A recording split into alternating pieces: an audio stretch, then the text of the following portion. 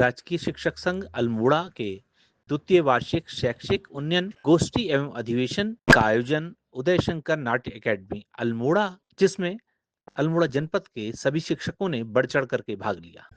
राजकीय शिक्षक संघ का ये द्विवार्षिक अधिवेशन होता है, 2 साल में एक बार आयोजित किया जाता है।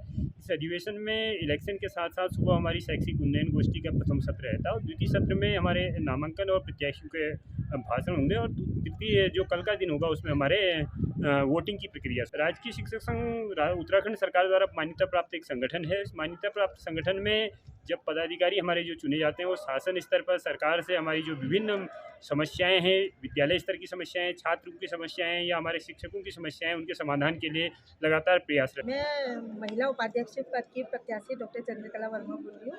इसमें मेरी शिक्षक संघ में प्रथम प्राथमिकता जो रहेगी वो 100% पदोन्नति की प्राथमिकता रहेगी।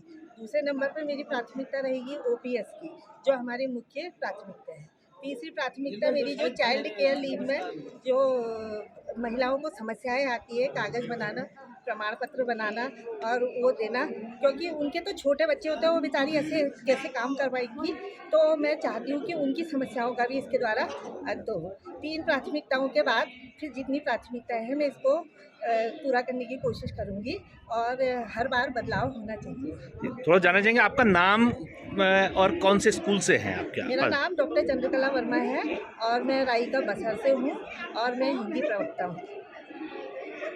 सर, सबसे पहले तो मैं आपको बहुत-बहुत बधाई देना चाहता हूँ कि आपने मुझे इस अपने मंच से दिया है और सबसे महत्वपूर्ण बात मैं ये कहना चाहूँगा कि सर, हमारी कई माँगों में से सबसे जो महत्वपूर्ण माँग है पदोन्नति का मामला है, जो सरकार ने अभी तक रोके रखा है। सरकार ये कहती है कि आप कोर्ट से केस वापस ले लीजिए तो हम पदोन्नति करेंगे, लेकिन सरकार ने इस बात का ध्यान नहीं दिया कि अगर सरकार के पास पदोन्नति का एक वीटो है जो खुद वो लगा सकती है और पदोन्नति दे सकती है, लेकिन सरकार ने कोर्ट के बहाने इसको रोके रखा है। तो हम चाहते हैं कि सरकार पर दबाव बनाया जा सके, जिससे पदोन्नति का मामला जल्द से जल्द निकल सके। सबसे महत्वपूर्ण बात मैं ये कहना चाहूँगा कि अगर आप देखेंगे, सबसे पहले तो पूरा, जैसे कि मैं ताड़ीखेत ब्लॉक का उदाहरण दूँगा, ताड़ीखेत ब्लॉक में एक भी प्रधानाचार्य का पद, सारे के सारे पद रिक्त हैं।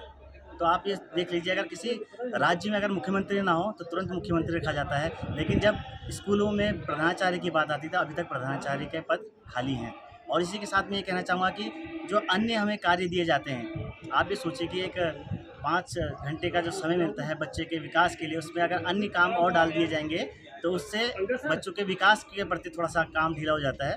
लेकिन फिर भी हमारे जो शिक्षक साथी हैं वो लगातार शिक्षक हितों में काम कर रहे हैं सर, और लगातार पढ़ रहे हैं। और हमारे अभी भी कई जो बच्चे हैं आगे निकलते, जैसे हमारे ही विद्यालय के कई बच्चे बाहर जाते हैं। जो एक ने एनआईटी से वो कर रहे हैं, मतलब एनआईटी से नेशनल इंस्टीट्यूट डिज़ाइन से ट्रेनिंग कर रही हैं।